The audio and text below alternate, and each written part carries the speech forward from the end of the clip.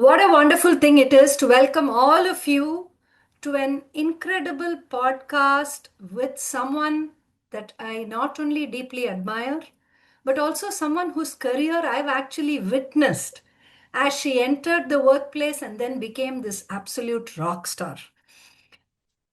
Dr. Archna Prasad, a very, very warm welcome to you to the She Works podcast from Avtar Career Creators Limited. Welcome Thank you. you so much. Thank you so much, Saundarya, for having me. It's very exciting to be on this podcast simply because it's hosted by you, uh, someone that the feeling is absolutely mutual. I You're can, someone I that can. I have always looked up to in my career, and there's nothing more exciting than two women having a conversation about work. Thank you, Dr. Archana. I want to actually begin this conversation on a slightly nostalgic note, which is to express my not just my congratulations and my admiration, but also a great deal of respect to you in the fact that you actually are a role model for the hundreds of girls who graduate out of M.O.P. Vaishnav College. And why nostalgic? Because I remember when you were a young professional, well, of course, that makes me dated, but still. Remember when you were a young professional with stars in your eyes, you are a fully qualified company secretary, and you took this decision to move into academia. You did your PhD, and here you are running MOP Vaishnav College, clearly one of the best institutions for women in Chennai. What made you do this, Archana? So first of all, I want to address the role model compliment. I think being a role model is like a baton. Everyone. Um, I was inspired by many role model women. Dr. Nirmala Prasad, Dr. Lalita Balakrishnan, you for yourself, where I saw you as a young teacher when we interacted, you seemed like the North Star to me in my career in terms of what one should achieve and how one should manage work life balance. And therefore, I think it's my bounden duty to try to become a bit of that role model to the young girls who are passing out of this institution. As far as how I took the decision to not be a company secretary, though I was fully qualified to be one, but rather become a teacher, I'd only say that I was one of those little girls who never outgrew the game of teacher. It stayed with me. I think we've all played that game. My Yeah. passion always stayed there. I was very blessed in the fact that no one in my family pressurized me while I completed my company secretaryship course because my mother felt that it was important that everyone had a professional qualification, right? And being a commerce student, the professional qualification was either chartered accountancy or cost and works accountancy or company secretary in those days. She thought that it was something that I should do. Yeah. But they never ever pressurized me to give up my passion for teaching, and therefore I think it's a combination of my love for teaching, love for young people, and a very enabling environment at home. Beautiful, Archana. Thank you so much. And I think there were 2 points that really resonated with me in what you just shared. The first is about the baton being passed on, and the responsibility of a role model to actually not just take the baton from someone that you admire, but pass it on. I think that's a very powerful statement that you made. And the second thing that you spoke about, about your mother, and how she actually ensured that you completed something that you had started. And speaking of mothers, I'm just reminded that we actually live in a culture that probably unnecessarily but deeply romanticizes the concept of sacrifice. And I think most of our, the mothers of the generations prior to ours, they all put their ambitions on hold. and it was for the greater good of the collective. But when we look back and we look at what they could have accomplished, and we look back on our own milestones, this question, why should she work, which is actually the title of this podcast, why should she work, this actually kind of jumps at us. Now, I want you to respond to this question. How do we consciously help young women unlearn the societal expectation that for them sacrifice is more important, and that professional ambition can actually be set aside? I mean, what do you do and how do you handle this, Dr. Archana? Um, so I think today for youngsters, it's a little easier than we had it, because I think today mothers don't romanticize sacrifice as much as probably your mom and my mom did, um, or our grandmothers did. So Yeah. I think today they have more of an enabling environment. Today, I think that the problems are probably at the other end of the spectrum, where children get things very easily, Mm. that they don't feel a need, right?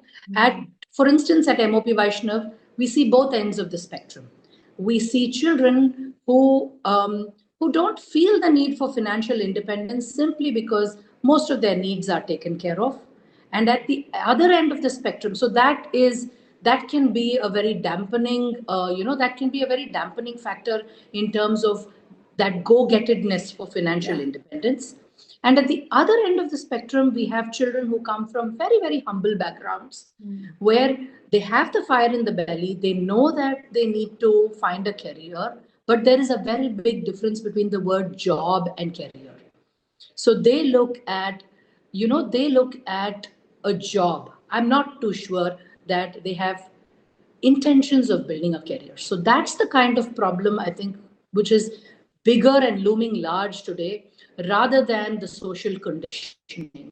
Very Because I powerfully think, said. to be fair to our societies, to be fair to the society that we live in and move in, I think we've moved from, that. I'm happy to stand corrected. No, no, absolutely not. I think that was very powerfully stated and absolutely right. While, yes, in India today, which is truly a melting pot of different generational cohorts, and, therefore, very, very different profiles of women professionals as well. Needless to mention, I think we are able to see a wide variety and diversity in the kinds of upbringing that children enjoy, from lower socioeconomic backgrounds to higher to mid and so on. But I think a common thread across all of these is whether parenting actually develops grit. That grit, to be able to face disappointment, to be able to delay your immediate consumption behavior, all of those things, that grit becomes very essential. And from my own experience of having been part of MOP all the way back in 1966, sorry, 1996, to now 2026, when we are looking at an MOP which is dealing with a completely different ecosystem, burgeoning changes such as AI and so on, I want to ask you this, Dr. Rachna. MOP has always championed an entrepreneurial and risk-taking mindset.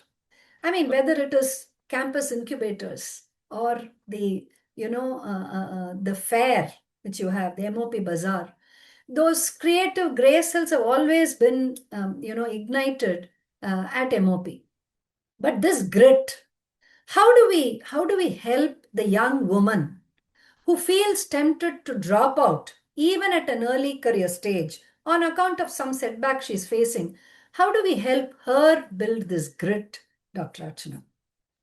So I think it's a combination of working with the mindset as well as giving them a taste of financial freedom. Mm. I think a lot of learning happens from doing. So what you were talking about, the MOP Bazaar, where young students come together and they set shop, so to speak. They put up a small entrepreneurial venture, maybe just to retail something that they have bought from the wholesale market, added value. Those 2 days gives them a taste of financial freedom. When we send them out on an internship, so internships are mandatory in this campus, and every student, each of the 4,600 students on this campus, has to go in for an industry internship. And sometimes, more often than not, these internships pay them. And when they taste that financial freedom, when they understand that their skills, their knowledge, their degree, their education can be put to good use, can help them earn money, that's the starting point into creating career intentionality. However, it cannot work with just that, right? Because we're not talking about only earning money, we're also talking about building an identity. We're talking so that's a very interesting question, and I think building grit requires a two-pronged approach. One is giving these young learners a taste of financial independence.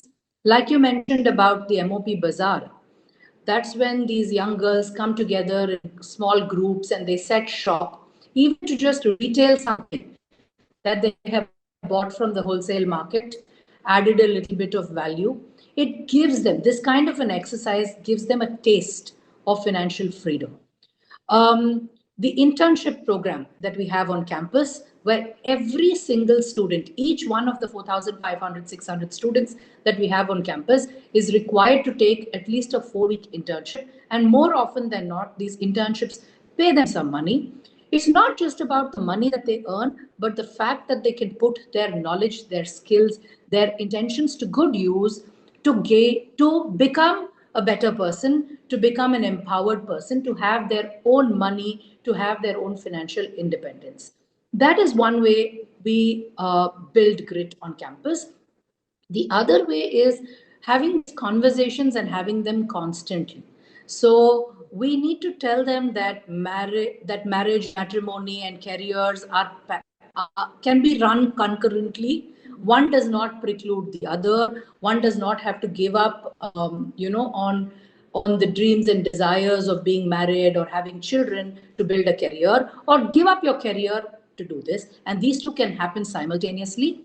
And we kind of work on this mindset by talking to them. We have a very comprehensive finishing school program where as early as for these 18, 19-year-olds, we talk to them about work-life balance.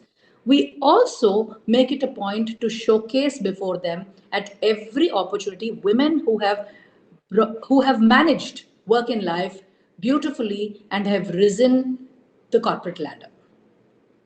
Absolutely. Dr. Archana, when you were talking about the almost 4,700 or 4,800 students that are there, at any given point of time at M.O.P. Vaishnav College for Women, I mean, it just struck me that over the past, I don't know, 25 years, 30 years of M.O.P., there are thousands upon thousands of women, young women who have graduated. And you, in your own career at M.O.P., you yourself have watched the way career planning changes from what it used to be a couple of decades ago to what it is now. So, this question, which is our podcast title, why should she work? Now, has the answer to that integral, in an integral manner changed from what it used to be, say, 20 years ago to what it is with the Gen Z today? Is there a different answer that the young women graduating from M.O.P. Vaishnav today give to the question, why should she work? Yes, I think, like we spoke earlier, I think the answer lies in the difference between wanting a job and wanting a career. Career. I think the answer lies in the difference between wanting a career that will give me an identity, right? I don't think today girls perceive, or at least I don't think we should allow girls to perceive their careers to be, we should allow these young girls to look at careers as something that they do in their free time. whereas it should be something that defines them. It should be something that creates an identity in the home for them. So Absolutely. I think, yes, Absolutely. students do think of it differently. And I think that even if they don't innately think of it differently, it's incumbent upon educational institutions to create that intent. Career intentionality has to happen within campuses, and especially all women campuses like mine has to take this business very seriously. We can teach them the reading, the writing, the arithmetic, but I think this is something that they will, in fact, today, reading, writing, arithmetic, AI, chatbots, Gemini, correspondence courses, technology can teach you all of this. But very, very softer aspects of personality development, like career intentionality, creating an identity, all of that will come only from a good institution. Fantastic, fantastic, Dr. Archana. One practical point that I wanted us to kind of, discuss about. Even with all the confidence in the world, sometimes logistics plays the spoil sport. Reality in terms of long commutes, a very unfamiliar neighborhood, or regional relocation, all of these act as the dampeners that totally stall a woman's career. And sometimes, even Yeah, before absolutely. it has actually Reliable started. child. Sorry, I came in. Sorry, I interrupted, but No, reliable no. child care, I said. Reliable childcare. Great. No, absolutely. So all of these, I think, they are the ones that act as impediments to a woman's career. So I wanted to ask you, how critical do you think is geographic proximity and localized industry access when it comes to families who have to say yes to the woman working? What are your thoughts on that? Today, we should be realistic and say geography is a non issue, right? I think there are many, many career paths that with that defy the fact that I need to be close to my workplace. Remote working, flexi time, going into the office, uh, technology enabled working has made all of this a lot easier. In fact, I think more than I think geography should be a larger issue for the woman herself rather than for her career, because I think it's important for the woman to go out of the home a couple of hours. In work from home, you don't have that option of getting up, dressing your best, and meeting people. I'm talking about, physical meeting people. So Yes. this shouldn't be an impediment for career growth, but I think it should be that added flavor that makes work life exciting. Absolutely. And But I if you think ask me, research, is geography an issue today? yeah, If you ask me, if is geography an impediment today, I'd say no. research says that while women,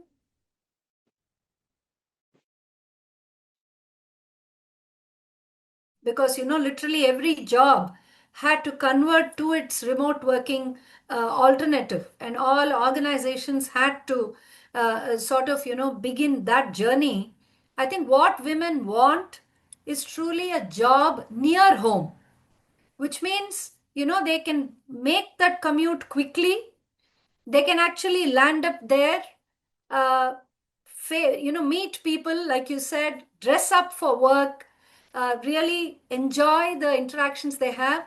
But should they want to get back home, they should be able to do it in a jiffy. It shouldn't be that, they have to commute, hours, like it happens in Bangalore, for them to go from their place of work to their place of home. So, in order for to actually enjoy the best of both worlds, which is you do have a career where you're not, dependent on the public infrastructure to sort of haul you from your home to the workplace. But at the same time, you are not saying that, you can only work remote. Because if a woman puts that constraint on herself, saying, I only want remote jobs, that kind of reduces the jobs by at least 50%. So, this idea of a role which is very near your home and where you can come, and the same way, any skilling program which is near home, where you make a short commute, but you come for that, I think is definitely going to be a game changer, Dr. Archana. What do you think? Absolutely, absolutely. So while technology has allowed us to work from home, I'm not saying Yeah, that working from home is a model that is the best model. I think a hybrid true. model is a Yeah, beautiful model. I think if geography should never be a reason to dampen career intentionality. And I yeah, think families should be looking at even relocating for the lady to have proximity to her workplace. After all, I mean, it just makes sense, right? So I wear so many hats at home, yeah. and for me to wear all those hats, I should have the benefit of a closer commute. Absolutely. Absolutely. And I think, that line really said it. I think, like they say, it takes a village to raise a child. It takes an entire community to put a woman to work. And to the answer to the question, why should she work? I think that came through absolutely unequivocally today in this conversation with you, where you have mentioned about not just financial reasons, but a sense of identity and a sense of continuity, where you don't just pursue a job, but you're actually pursuing a career. So while the woman works, and she should, and it's, of course, her choice, she should look at working in a career and not just a series of jobs. So, this has been an incredible conversation with you, Dr. Archana, and a lot of very interesting moments. As you were speaking, those images flashed in my mind. The little beautiful cultural aspects at M.O.P. And, I really would love to be back on campus again. Looking forward to that. Thank you so much for having me. I'm really excited at hosting She Works. The prospect of having so many women, young women, who are looking to upgrade their careers, who are Yeah. looking to be in a better place as far as their work life is concerned, being on campus, networking with people like you who make it happen every day. I'm equally excited at the prospect of starting my proximity labs, a place where we will be training women who want Yeah. to re-enter the workforce, women who want to be in a different place in terms of their work life. So I'm Yes. very excited at these two prospects. I wish Yes. you the very best. Yeah. I have no doubt in saying that all the work that you do at Avtar helps women become the best version of themselves. Godspeed to you, and I hope you keep up that good work and continue to inspire many, many women. You have been a strong inspiration in my journey, in my career, and I hope you continue to be that force Thank you, and in the wishing lives of you. many others. Thank you, Dr. Archana. Wishing you the absolute best. You know that we all root for you, and really looking forward to seeing She Works, the career fair, a reality at M.O.P. Vaishnav College, followed by a cracker of a prox lab process. Thank you so much for your allyship and support. And here's looking forward to amazing outcomes. Thank you.